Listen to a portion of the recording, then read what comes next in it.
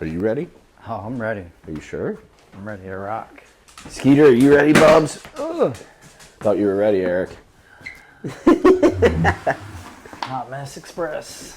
All right, here we go. I am Jimmy, your psychedelic fisherman, and Eric. Eric. And then Skeeter Dog. What's the Skeeter Dog doing? All right, so today we are going to talk about the second great white shark that Not Lucky tagged. We've tagged 3 so far. We're getting 4 more tags this winter. The one we're going to talk about today was the second one Not Lucky tagged, and Eric's first. Yep. This was a pretty special fish. You had a lot going on. You had a lot going on in your life. Yes. And then we're new at this, right? There's the only other person I've heard of anywhere in the world that is satellite tagging great whites by using rod and reel is Chip up in Hilton Head of Outcast Sport Fishing Charters. It's Outcast Charters. I forget if it's Outcast Sport Fishing or Outcast Fishing. Legendary shark fisherman out of Hilton Head. But like he's one of those dudes that, I think it's, if I remember right, like he moved down here when he was a little kid. I think he went with a guide a lot. The dude was, it's kind of in his blood. Our team's a little bit different. Where most of us growing up, our families probably really couldn't even afford to, like a fishing trip of any sort. No. I think my family, I know the guys went deep sea fishing, as we called it then. It's offshore fishing, but deep sea fishing. I remember the guys in my family all getting together, going once or twice, and my stepdad got really sick. But just something I never had the opportunity to do. And then, obviously we were fighting in the good fight, fighting the GWAT. Yep. How long were you in? About 6.5, 7 years. Okay, and you did 6 deployments. Yep. I was in 11 years, did 6 deployments.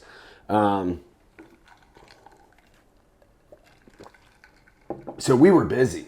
Obviously we had quote unquote off time here and there. I had a skiff I'd pull around. I didn't really know anything about fishing. Mike Weathers, he's like a big brother, kind of been father figure to me in a lot of ways. You met him. Mike's helped you a lot too. Mike's a great man. Yeah, he is, He's, man. one of the best. Hell of a fisherman. Taught me how to fish inshore here. Took me offshore my first time, and no pun intended, I was hooked, dude. Obviously, like you did. Yep. Has that effect on us. But yeah, the white shark thing is pretty special, man. I don't know if the general public grasps how special it is. Oh, absolutely not. We were interviewed by Task and Purpose, and what did they say earlier? You reminded me what they said. They, along the lines, they would like to do another interview after we got like our 30th tag out. Yeah, man. And I mean, you're talking, these tags are, 6,000 a pop ish. Yep. Starbright and One Water, TH Marine, they come through with that. Starbright's been our biggest supporter, day one supporter. So we really appreciate, everything there. But it's not just the resources, or just the tags. It's also the resources, the expendables. You know what I mean? You're talking, I think we're up to $10, $12 for a block of chum, and $40, $50 for a gallon of Menhaden oil, and then you're dealing with storing the price of buying bait. That's $10, $15 a piece. Yep. Then you're dealing with the expense of storing bait, and then buying bait, storing bait, obviously fuel, right? Yep. So really, just in expendables, it's not out of the ordinary to go through $500 in a day. Oh, easy. Yeah, and then you have and obviously we do everything with Not Lucky for free, you and I do.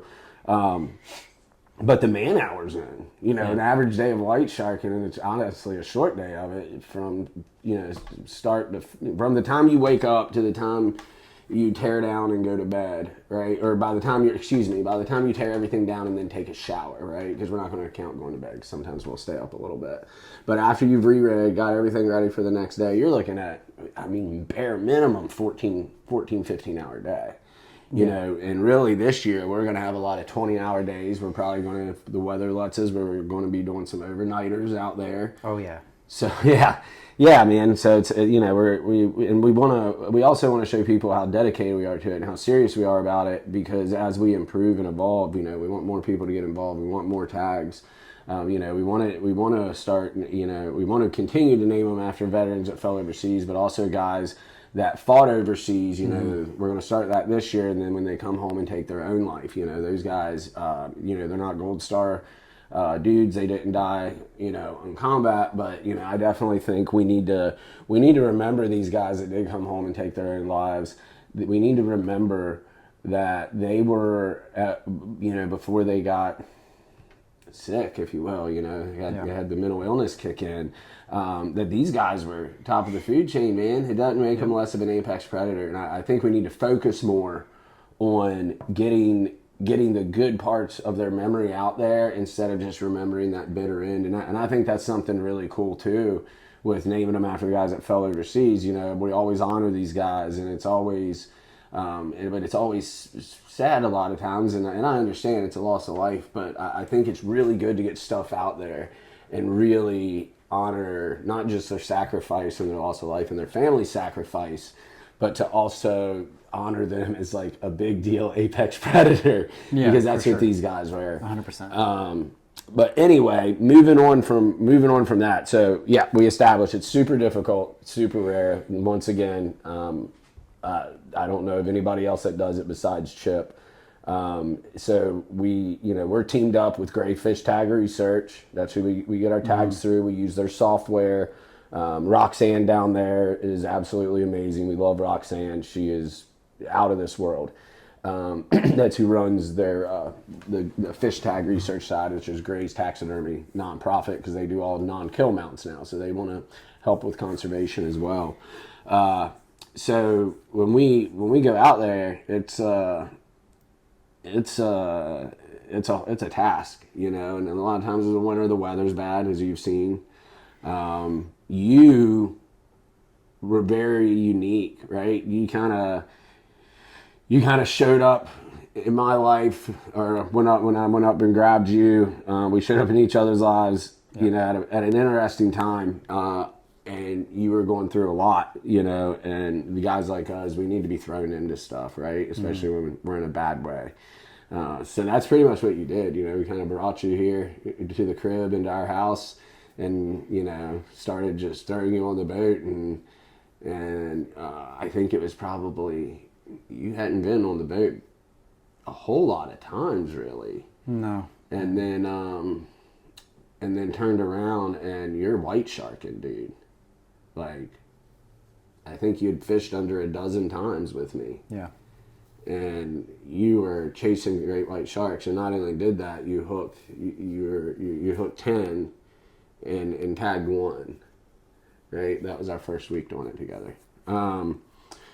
So why don't you tell us? I want to hear from your point of view, however you want to throw it out there. What was going through your head, because you did know how big of a deal it was doing these white sharks, because you're living it with us. So you're here and you hear all the behind the scenes stuff. You know what I mean? You hear the phone calls, you see what goes into it. You see the behind the scenes work. You see how frustrating it is. You see all of it. So, from your point of view, tell all of us. Tell us what that was like, dude. It was, 4 o'clock wake up, 4 a.m. wake up, doing my, usual routine. I'd get up, pack a lunch for us, get coffee ready, make sure all the cameras and bags were set to go. From there we load up the trailer, hop in the car, and drive down to the dock, and we'd push off. I I think it was like 6:30 in the morning that day. Yeah. Well, and then I mean the ready room vibes in the morning. Yeah. Right? So like the ready room for Yeah. guys at home. So the ready room is what we had overseas when we were Rangers, right? Imagine a locker room, but not like a soft football player's locker room where it's like very like these are like wooden lockers, like your kit's in there, your gat's in there, grenades or explosives are over here. You have a big table in the middle of it to rig door charges, to prep grenades, to load magazines, to prep speedballs. There was always music in there. Back in the day, it was usually metal. It was usually something pretty hard or some Aussie, some kind of metal. And then every once in a while, we would sneak some gangster rap in there every once in a while. But it's a whole vibe. It really is. It's those ready room vibes, man. I mean, I'm getting a little pumped up thinking about it in the ready room, man. Because it's like you've already got the mission brief. You know what's about to go down. You know that you're going out there chasing the most evil dudes in the world. And, you don't know. You might, if the homeboys don't want to come all peacefully, you might be out there rat-a-tat-tatting a little bit. So just the thought that might be a possibility gets you going. And it's kind of the same in the morning, dude. Usually for us, especially if it's just he and I here, we're getting that Dolph going. We're bumping that young Dolph, that South Memphis gangster shit at 4 a.m. It's the first thing. Whoever gets up first by the TV first, it's the first thing that happens. So we got the ready room vibe. We leave here at 6. We load the boat. So go ahead. Take it from there. My bad. Get on the boat. It's 35, 40 degrees outside. It's cold. There's always a crisp chill in the air. Pushing off before the sun comes up. We're on the boat, bumping more doll for Wheezy. Wheezy F baby. And we had it was me and Jimmy, and then we had another fellow ranger on the boat with us that morning.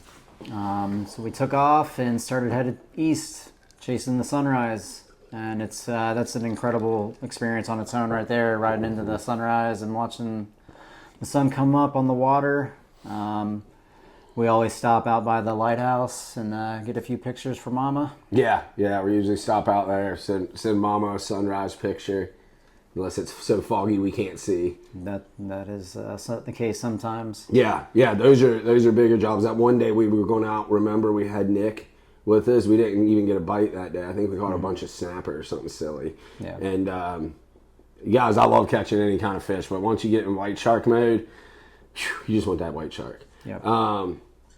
It was like 7 to 9s. Remember that? And they were spread out enough to where we could obviously do it carefully because they were still rollers. Some of them were steep, but they were mostly just giant rollers that were stacked up close together. But man, going out the channel, we couldn't see the front of the boat. Yep.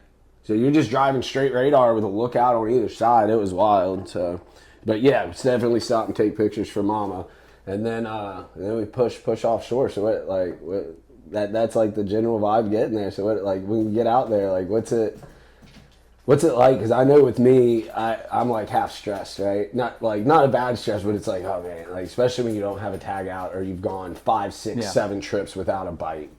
So I know I'm out there like, oh man, questioning everything I do, all the decisions I make. So what's going on?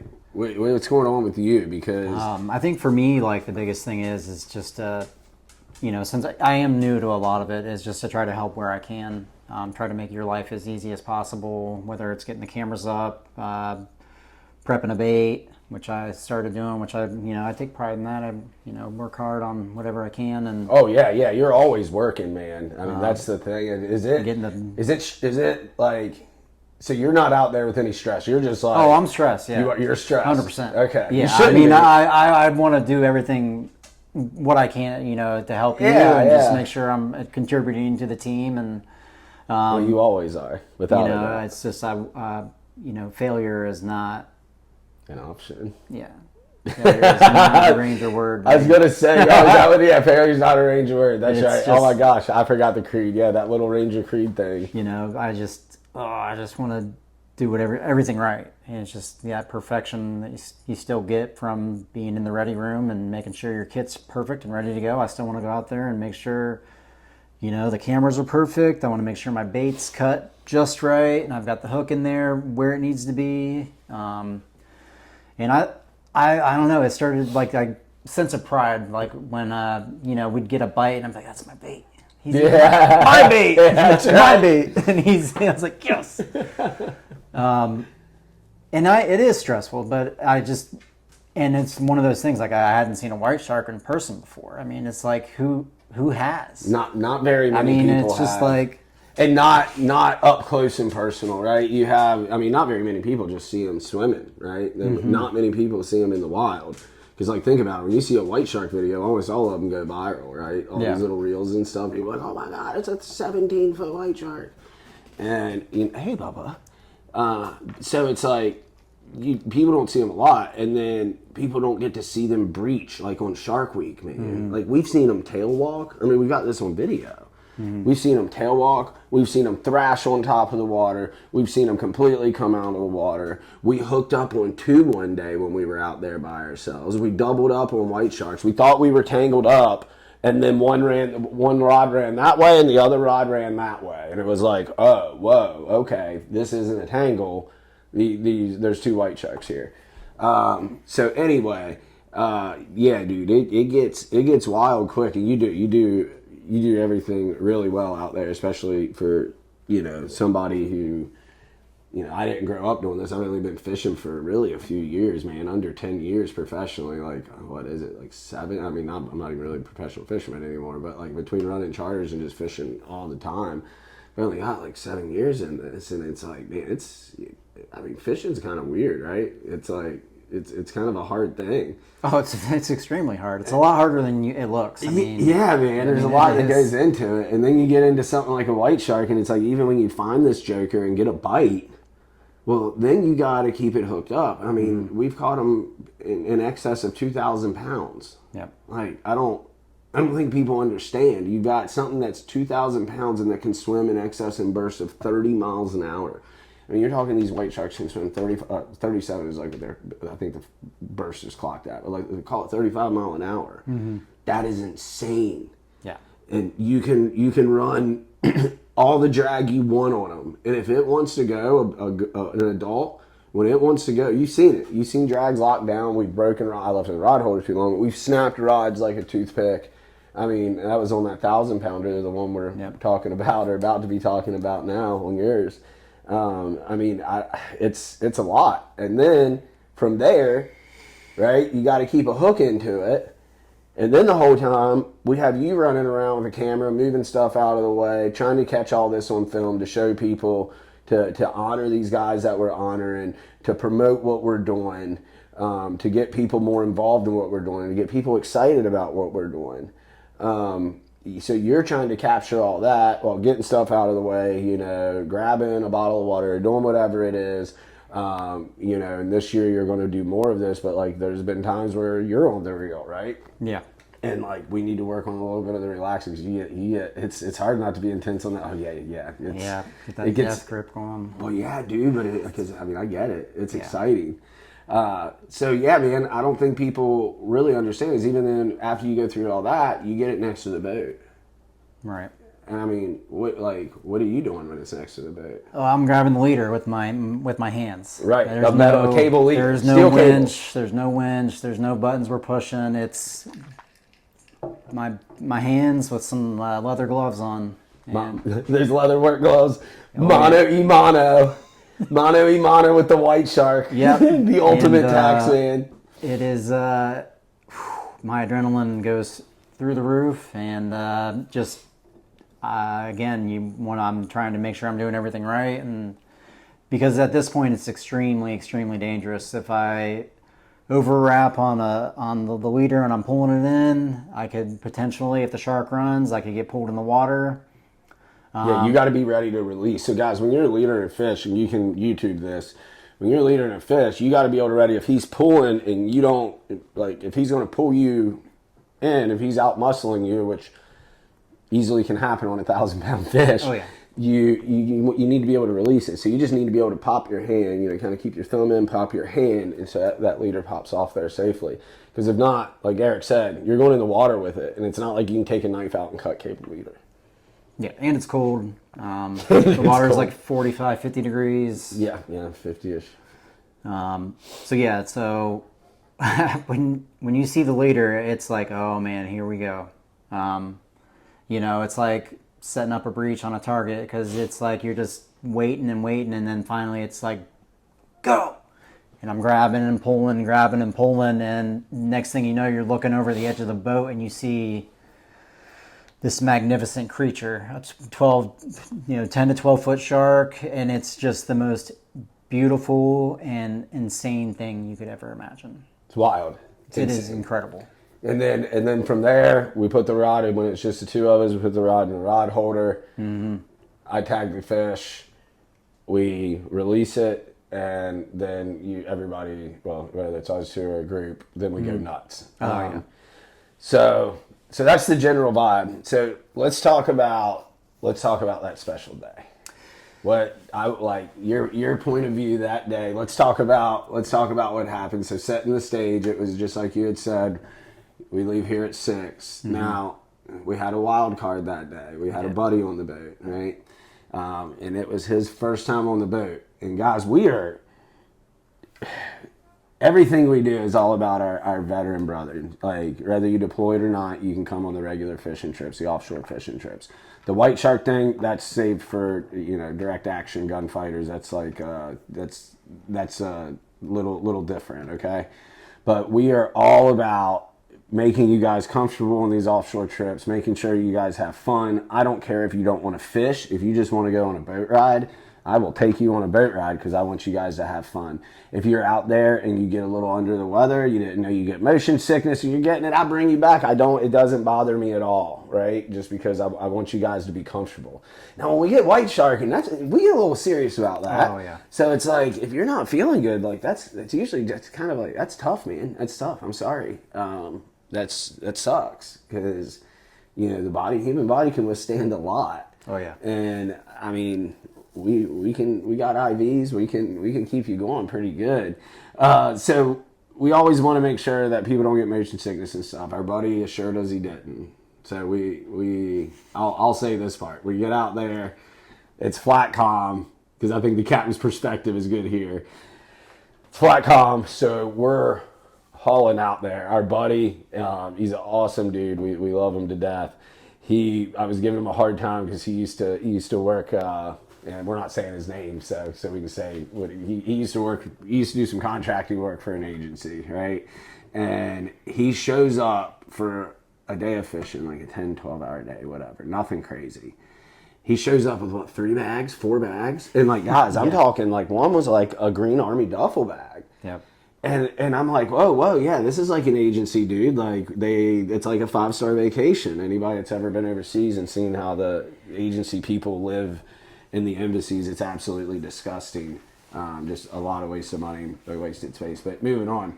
So he shows up, and I'm like, we can tell who you work for. I'm just busting his chops off the rip. He's like taking all these pictures of it, and we're finally like, all right, man, come on, we can take plenty of pictures on the way out. He's like, okay.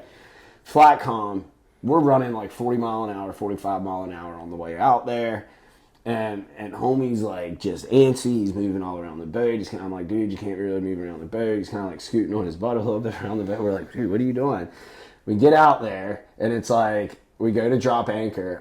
I came off plane. I'm putting around, and I'm like, and he comes back and looks, and he's like, I don't feel good.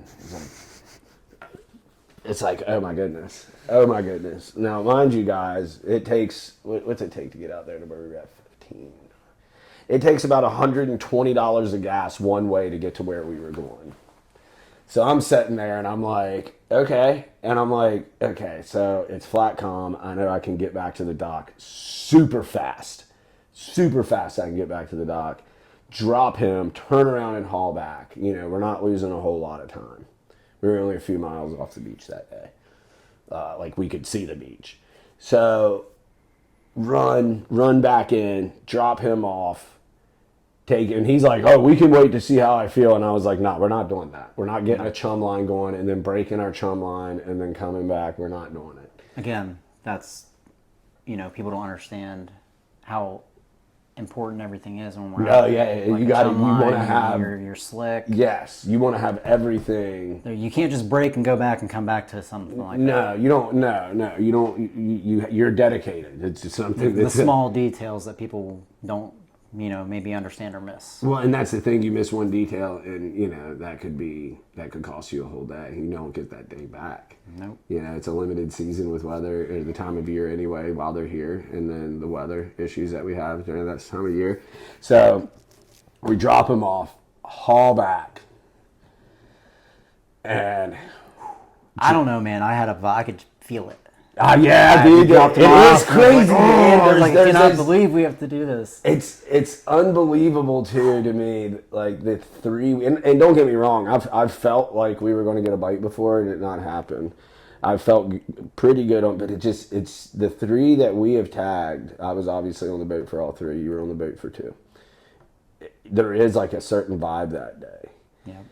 Like the third one we tagged. Not to get off topic, the third one we tagged. That vibe was there. Yeah, I felt it. And then when Goosebumps. yeah, dude. And when I missed that one, when I hooked up and then missed, like he left or like the hook pulled, I was so upset. I was like, oh my gosh, that was the good Lord gave us our chance and we killed it. Because we found out later that day on the third one that there was actually a whale offshore, a dead carcass. So like we have no idea how there was even a white shark around. But anyway, back to this, the one we're talking about is, so we pull back up to the reef. We decide where to drop anchor, which was interesting because I changed my mind on where to drop anchor from earlier, right? And I don't even remember why I did that. I don't know why I do half the stuff I do on that boat. I'll just be like, I feel like this is what I'm supposed to do, so I do it. Half the time I do stuff, there's honestly not a whole lot of logic to it. But whatever. So we drop anchor, and then you take it from there. Yeah, I mean, we drop anchor. It was just a feeling in the air that we were going to do this, just me and him. And literally, we drop anchor, get some chum out. We get one line out, the camera's set up, and before we could get even the second or third line out, I make a joke to Jimmy, and I'm like, hey, nobody's as gangster as us, Jimmy. Yeah. And out of nowhere, zzz, then we're like looking at each other like, no way. Yeah, I was like, no way. I was like, I said out loud, no way, because I did not believe it was happening. It's not the first time it's happened to me. I've had two other times where, that has never happened to me. I've had two other times where I was setting up, hadn't had a bait out, and I've had a white shark swim to the boat. That's when you know you picked a good fishing hole. Or the good Lord's looking out for you, I should say. It's not that I picked a good fish. I think good Lord looks out for dumb people. But yeah, dude. So it was immediate. Set it up, turned around, and then boom. Fish on. Yeah. And just from there, it was, the fish took off and ran a pretty good distance. And the excitement was just growing. So as Jimmy was manning the rod and reel, I finished prepping the other small things around the boat. I think I've got, had to pull the other lines in, pull the anchor in. That's always really stressful too, is getting that anchor in. Mm-hmm. And, it's just trying to make a little pathway for you to maneuver around the boat while you're fighting the fish. And guys, real quick, what Eric's talking about, it's really tough getting the anchor up.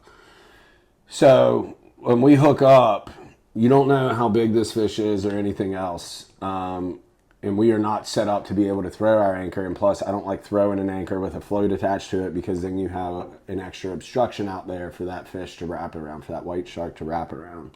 And the line will be so tight, a small amount of friction, even when heavier line, can cause a lot of issues. So what we do is, you have to, once you're hooked up, what we do is once we know we have a good hook in it, we get the anchor up so we can get ready to chase this fish. Because, we only have like 700 yards, 800 yards of line on there. And if you got a big one and he runs one way, he'll smoke you. He'll take it. So you kind of manipulate the drag, get the boat over the anchor, and then get the anchor up. this is all why you have, this time was 1,000-pound fish. This is all we have. It was a little over with that. We're going to call it 1,000. It was like 1,100 pounds. But, you know, it's a 1,000-pound fish hooked up, and you're getting the anchor up. Like Eric said, you're making sure everything's out of the way. And we actually had to prep a tag as well. We hadn't even had the, we didn't have the tag prep. No. So you actually got the tag out, I think, first. I'd have to look at the video. You got the tag out. We prepped the tag together, and then you got the anchor up. So, and then you cleared the path. Then what happened? From there, it was just trying to assist Jimmy as much as I could while you were getting, fighting the fish on the rod and reel. I was, had my GoPro like always. Pockets has always got that GoPro. Got my GoPro with my batteries and my rubber bands. All the rubber bands. And it just, from there, it was the fight. Helping Jimmy where I could. Keeping the boat free of clutter. Having a nice walkway. And then I think about an hour and a half into the fight is when the rod snapped, right? Yeah, I broke the rod. Yeah, I left it in the rod holder too long. I might have been a little smoked, being a little lazy, and which I paid for it, because then the rest of the fight was a lot harder because I had no leverage. I was fighting the fish straight from the reel, so it was just mano a mano. It wasn't really turned into a bigger job, you know. You have that on those bigger jobs. Dude, yes, dude. So that's another thing people don't understand. You'll have that on them big jobs, you know. And you got to be prepared for those bigger jobs. So luckily we always are. So then we finally, on our piece of a rod and our reel we have left, I just remembered. I remember where the rod was broken, just being like, okay, got to keep the braid away from that jagged edge. Yep. Because like if you dropped it too far, like when you're pumping, if you went down too far, you'd go, oh gosh, I don't believe I broke it.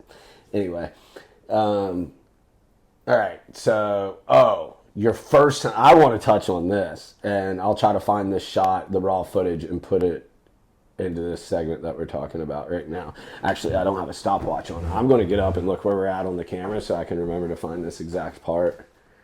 All right, 32 minutes in. All right, cool. Underwater shot, guys, are super, super hard. So we'll have a GoPro on the end of a pole. So it shoots 180, but like you have to be cognizant of where the GoPro is pointed, because you put it in the water and the stick will be somewhat buoyant. So it's trying to come up. You have currents moving. You're usually Eric will be holding another camera like this at me. He'll have the other one in the water. His first time ever doing it. And this dude gets the most epic underwater white shark shot that I've seen. Like, got the fish swimming this way, and he rotated it, got the wide body, the scars on it. It was awesome. So then we obviously have color. We see this thing. We know it's big. We know I don't like to say to have him whooped, because I think a lot of the times the white shark is just finally like, okay, I'm just going to see what's going on here. Yeah.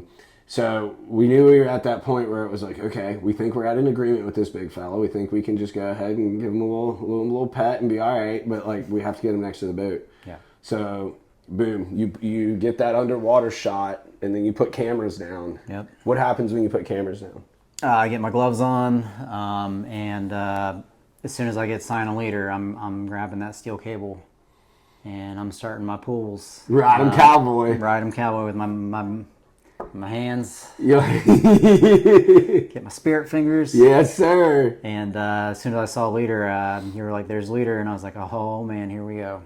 And I just remember grabbing and starting to pull and pulling, and I got to be careful, because like I'm pulling this steel cable onto the boat, and if I'm not being smart and cognizant, that it was literally starting to pile up on my foot. Bad. That's bad. That's real bad. That could turn into a bigger job real quick. Yes. So, obviously I'm worried about my hands not getting wrapped up and being pulled in, but what I wasn't paying attention to at first was my feet. And I almost had my feet a little tangled in that leader. Ooh, that'll get you. Yeah, so I was like, oh, Lord, no. And, kicking the leader off. And I remember seeing the shark and being just amazed by how big and beautiful this shark is. And it, it was, I guess we had it wore out. I'm not sure, but it just kind of let me do my thing. And I remember getting it next to the boat and being like, grab the stick! And you're like, relax, wild man, relax. Again, like, first time seeing a great white shark. It does something to you. It is absolutely insane. And again, I'm like, get the stick. And the shark's next to the boat, and it's, going docile, and he's like, I got it, calm down. Being, cool, calm, cool, and collective. Yeah. Which I think people don't realize that I can be like that in high stress situations because, like, I'm a passionate dude. I'm a pretty intense dude. Definitely, I've got a lot of energy. But, like, I get into, like, stressful situations, and it's, like, it's very much my comfort place. Like, I get that smooth, like, It's like I can finally, like, fully relax, like, when things are going really intense. My brain was melting. Melting, bro. I was like, ah! Oh, man, that is awesome, dude. So Jimmy, was like, calm down, relax. I'm getting it. And the shark just kind of laid there. And yeah, he chilled. He was chilling. And I was leaning over like this, and the shark, just kind of was laying there. And I was like, I saw an opportunity and took it. So I reached out and was like, gave it a little pet. And it was just really cool. I mean, its eyes were like that big, and they looked like giant 8 balls, just black. Insane. Straight jet black. And you came back over and you were like, I can't get it. You're like, you're going to have to move the shark. Because the dorsal fin, we have to aim for the dorsal fin. Yeah, it's about the size of a dinner plate is what we have to stick, guys. So yeah, in my head, I'm like, how am I going to move this shark? Like, I got it next to the boat. What else can I do? And because of the current, its dorsal was under the boat. So the fish was so big, its head was right here, nose out of the water, but its dorsal was under the boat. And once we'll go into detail, I'll make a shorter video of how our tags work when we get them. But once they're wet, they're activated. Once they're activated, you can't turn them off. Right. So you could really burn up. You could burn $6,000, which I almost did, which was a story for another day. I did dunk one time, and it took us 45 minutes before he had a second shot. That was stressful too. I made a lot of mistakes that day.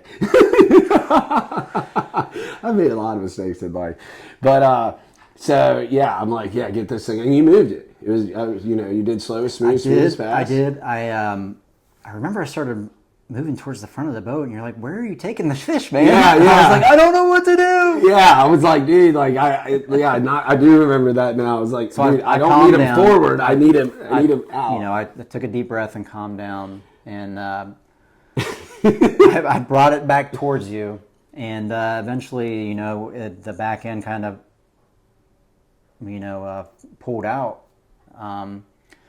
and you got the tag out, and I just remember thinking, like, we did it. We actually did it, because in my head we'd had, I think the first week we went out, we hooked 10, right?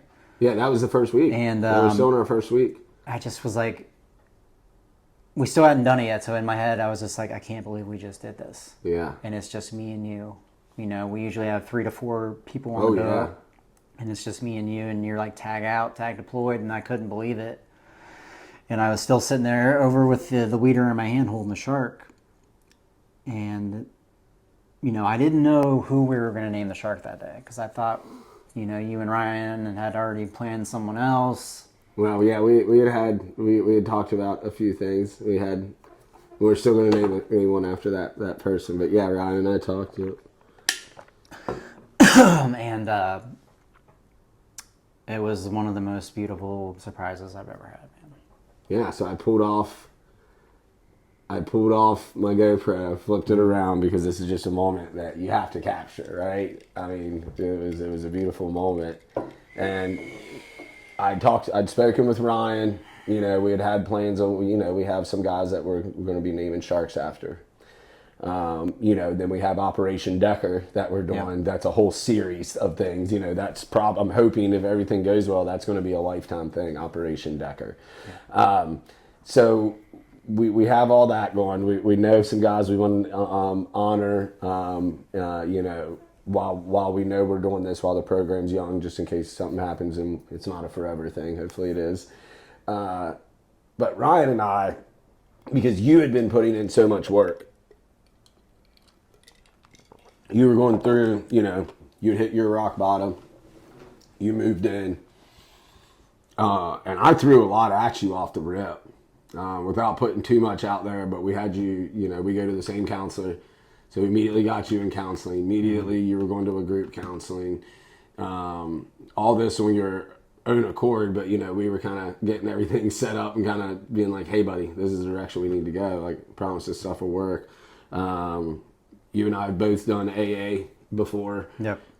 So you were doing all of that, dealing with all your personal emotions, hitting your lowest of your life, and then we're like, hey man, you got to learn how to offshore fish. You got to learn how to white shark. You've got to be able to prep all this stuff, and and it's not like we had to make you do it. You were asking. It's just that ranger in you. It's like all of us, or at least the good ones, that were like, because there's bad folks everywhere, guys. But, you know, it's like, what can I do to help? What can I do to make it better, or make your life easier? Because, you know, you see me, that it's like, I'm on social media, I'm on the phone call with this, I'm trying to brainstorm how to fix the 3,000 issues that we have going on at one time, right? All this off the boat stuff that people don't get to see. You see it and you're like, hey, what can I do? So we threw a lot at you, dude. And Brian and I both thought it was amazing, you know, and you amaze me every day. But the way you were handling everything, working on yourself, the growth that you were going through, right? You were doing this growing and evolving, you know, and we're always going to have bad days. But then on top of that, you know, especially during white sharking, when you're out there grinding day in and day out, and there's prep and there's tear down and there's this and there's cleaning a boat and there's yada, yada, yada, and, you know, getting back and putting stuff in the freezer and prepping for the following day. And you did it flawlessly. So Ryan and I were like, hey man, we're going to name this shark Kevin Pape.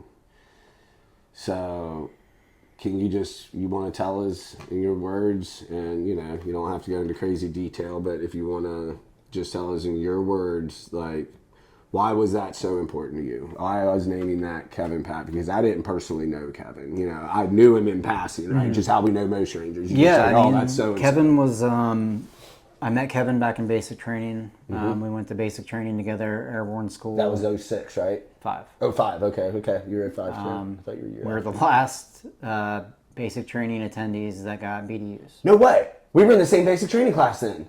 Really? I was in September of 05. Yeah, you started in like July. Yeah. Oh my gosh, we went to basic together. Okay, we'll talk about that later. That is insane. Yeah. So anyway, go ahead.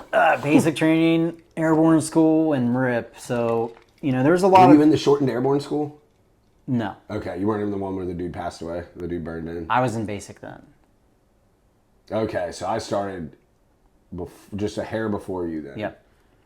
Okay, so then we were like one of the last. So you might have been the last class. Yeah, our basic class started in September. And I'm sorry, mine started in July. Yeah, so ours started in September and ended early in December. So our basic was shortened by like a week or two. Okay, all right, cool. Never mind. Moving on. So, you know, we went to basic training, airborne, and RIP, you know, and it's like, you know, there's a small group of guys that leave basic and go to airborne school, and then from there you go to RIP. And all of us that had the Ranger packets all stuck together. From basic, airborne, into RIP, and there's a lot of downtime in between those courses to where you get pushed to the right for other, you know, soft skill MOSs that take your airborne slots, and then, you know, I think we were like, you know, we had to wait like 3 extra months to go to airborne school. So we got to know each other really well, and from there we developed a really good friendship.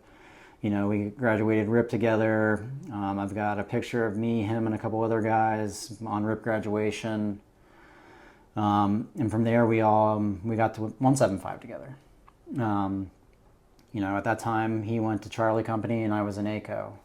So for 4 or 5 years, we kept up with each other when we could. I was in ACO, did 5 deployments while he was in Charlie Company doing his thing. But anytime we ran into each other, it was like, hey man, how you doing? How's your career going? Happy for you, proud of you. Maybe one day we'll get to work together. And after my 5th deployment, I decided to go to the sniper section. There's a small selection process for that, nothing crazy. But I got picked up to go to the sniper section. And one of my good friends, Trey, was in charge of Charlie Company's sniper section. So naturally, he was my team leader in ACO. He picked me up and was like, hey, why don't you come to Charlie section with me and, we'll get you in a platoon over there. And I was all about it. And so I got assigned to 3 Charlie, 3rd Platoon, Charlie Company. And I remember getting the orders to go to Charlie Company, 3rd Platoon, and I walk over to their platoon office and knock on the door and walk in, and who's standing there? Kevin freaking Pape. Yeah. And he's like, what are you doing here, man? I was like, I'm your platoon sniper. He's like, no way. He's like, awesome. That is cool. And my guy got to do some training events with him and the other squad leaders and platoon sergeant and PL. Everybody in that platoon was just straight up one of the most tactically sound platoons I've ever worked for. One of the squad leaders went to Delta. One guy retired as a master sergeant. Another one was a Black Hawk pilot, Black Hawk pilot afterwards, or Chinook, one of the two. Either way, he was still, but I was really excited to work for that platoon. And we eventually deployed and went to Iraq. We were the last platoon from 175 to go to Iraq at that point. They told us, Iraq's getting shut down. It was the drawdown, And so we went to Tikrit, and we split the strike force in 2. One part went to Diyala, one stayed in Tikrit, and we were running, joint ops together. And so I got to work with Kevin and a couple other of the squad leaders a lot that deployment, and we all had a pretty tight bond. And the end of that deployment came, and we were supposed to leave and go back home. And 2009 was a really rough deployment for 175 as a whole. A lot of casualties, a lot of great men were lost that deployment. And we were getting ready to. We had a couple weeks before said we were going home, and at the last minute, they called a platoon meeting in the talk at Tikrit. And they're like, hey guys, 3 Charlie has the least amount of casualties, and we are actually not going home. We're going to push to Iraq or Afghanistan to stay behind and stand up Team Darby again. And we were going to be running ops on the backside of the KG Pass, which hadn't had American presence in probably 7 to 10 years, I think that was what they were saying. And so from there, we packed up and left Iraq and went to Afghanistan. And we set up in OE Afghanistan, and from there we started running ops. Pretty big ops in Afghanistan. We were doing movement to contacts. At first we were doing not movement to contacts. We were just going after, a list that they had for us. Right. And eventually we went into a really rough part of Afghanistan. It was we had to fly to J-Bad because an element from the 101st got into a major tick. That's troops in contact, and they took 30 casualties, and 10 of them ultimately were killed in action. That's a big loss, man. I mean, any loss of life is big. Any casualty is a big deal. But when you're talking about 30 in one engagement, yeah, that's a mass count on a different level. Yeah. So we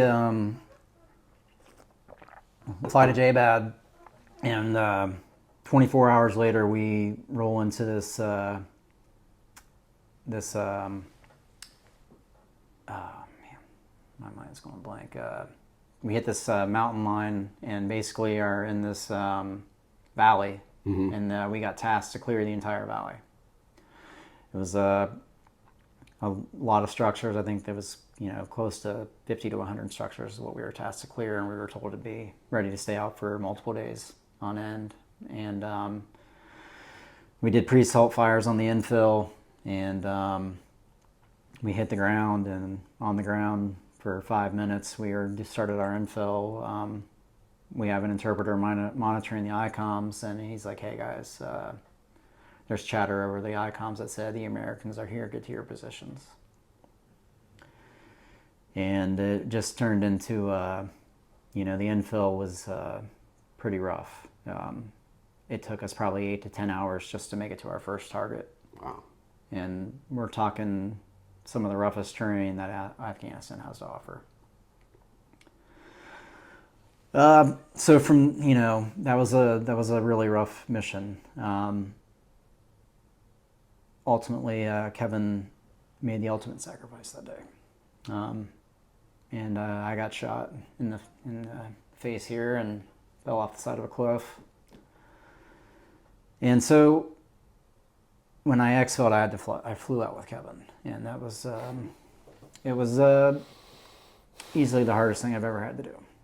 So when you told me we could name that shark after Kevin, it was extremely emotional, man. Yeah, it was a lot of emotional debate that day.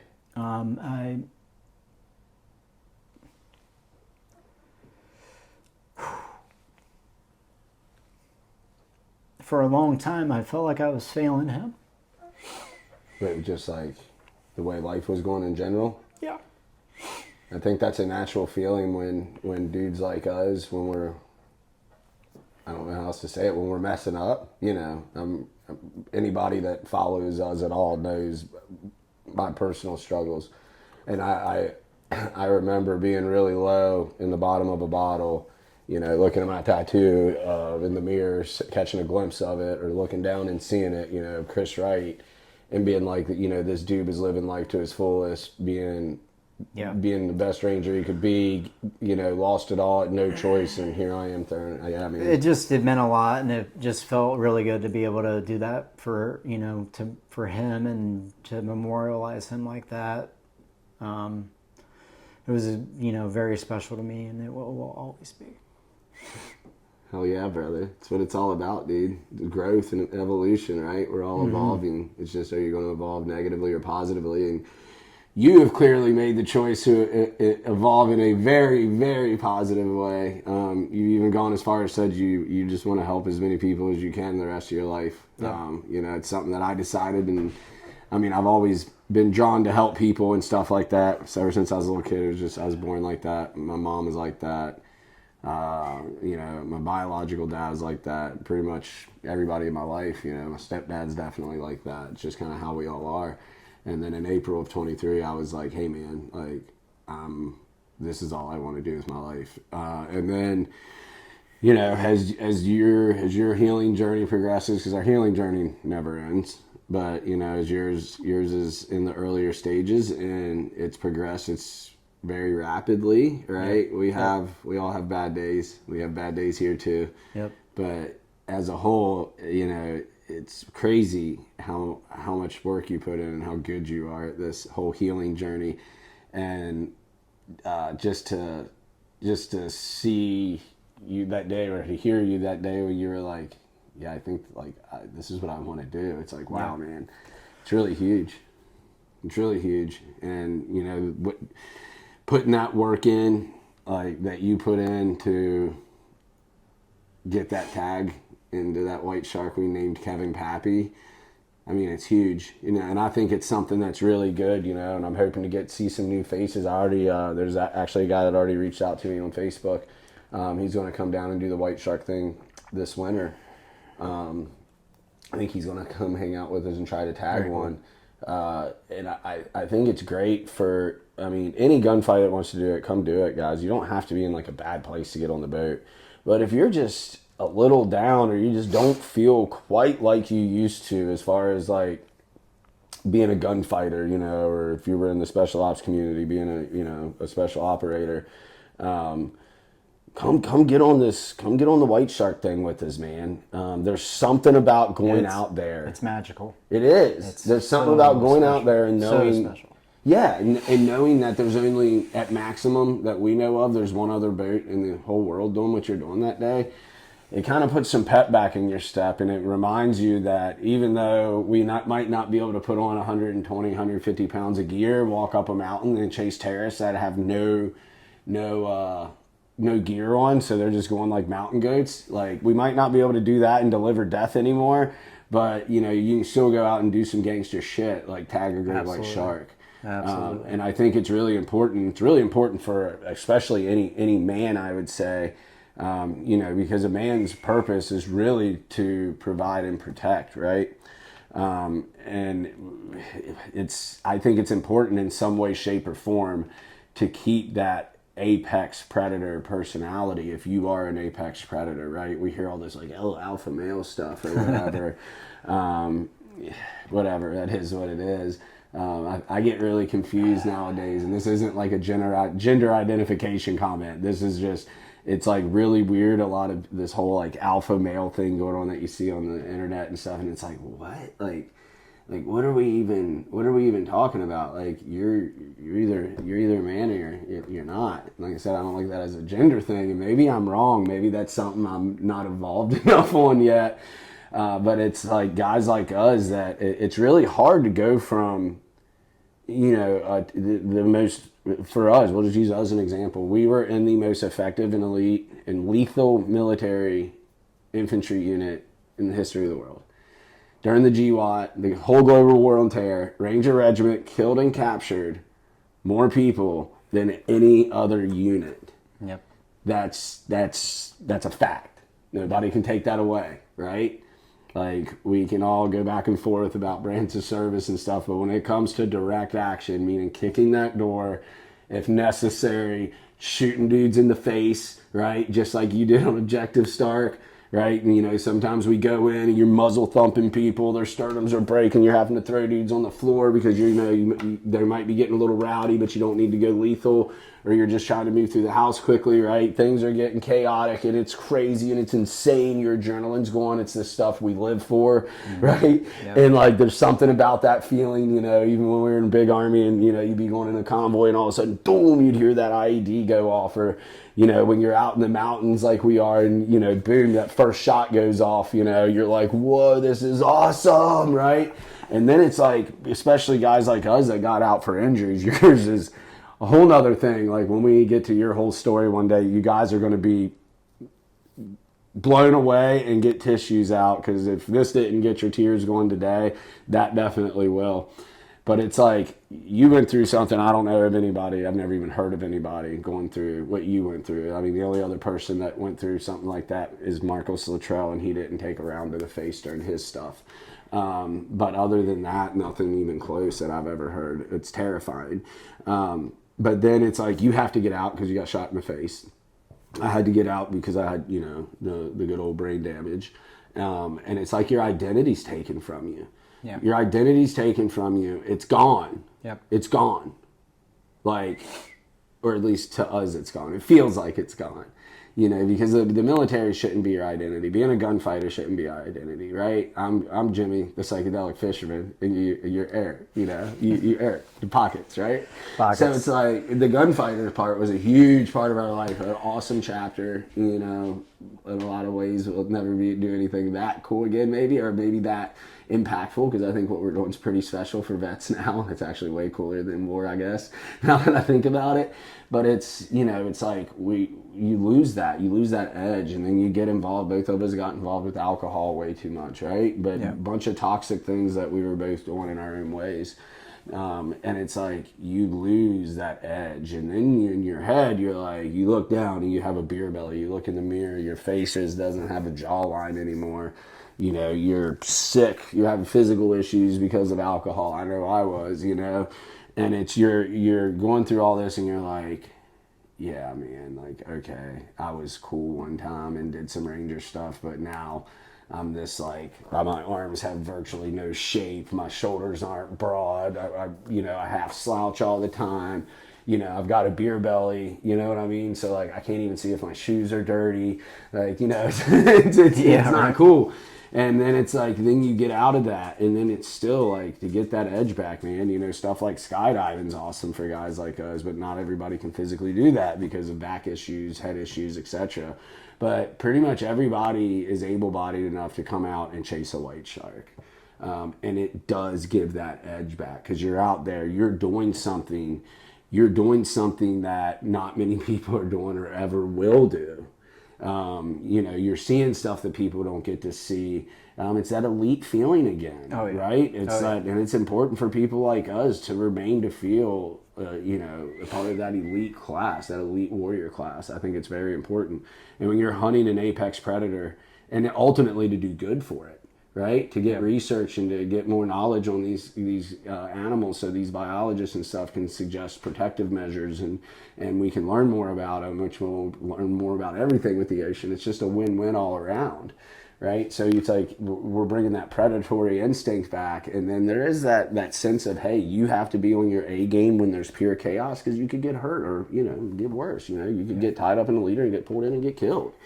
So anybody that wants to give that a shot, that's been in, direct action combat, and has verification of that, just hit me up and we'll talk about the verification. We'd absolutely love to have you on a white shark trip, or, come stay with us or whatever. If you live in another town, stay a few days and try to see one, see if you can pet one. We'll get a tag in it, and right now we've got our names lined up. If you are interested in naming one, if you want, you can purchase a tag, and we'll put it in the queue, and then we'll name it after a veteran of your choice. So yeah, man, hopefully we'll get some more and get our tags out this winter. Make some more people smile, and give people that edge back, man. Yeah, man. Right? We want that perpetual edge, just like the Relentless Knives have, right? Guys at Relentless Knives, check them out. It's a titanium blade. They're supporting us. If you're an outdoorsman and come on the boat, as long as we still have them in stock, we're going to hook you up with a Relentless knife. Titanium blade, never rusts. This perpetual edge technology is amazing. The knife it's supposed to kind of sharpen itself. But it's super, super neat. It holds an edge forever. So we want to keep that edge, just like that perpetual edge knife. We want to keep that edge in our combat warriors, right? And our gunfighters. Sure. So, well, brother, thanks for explaining all that and sharing that, man. That was such a cool day. It was incredible, man. It was, dude. I cried on and off for a month. I really did, man. It's crazy how emotional, even with, that was extra emotional, but even with just seeing a white shark and touching it, it's just like this. It's an emotion. It's a very spiritual experience. It's very, very spiritual. So, well, until next time, now I'm all fired up talking about white sharks. Yes, sir. It's almost time, brother. Well, I love you, dude. Love you too, man. Until next time, we'll see y'all out on the water.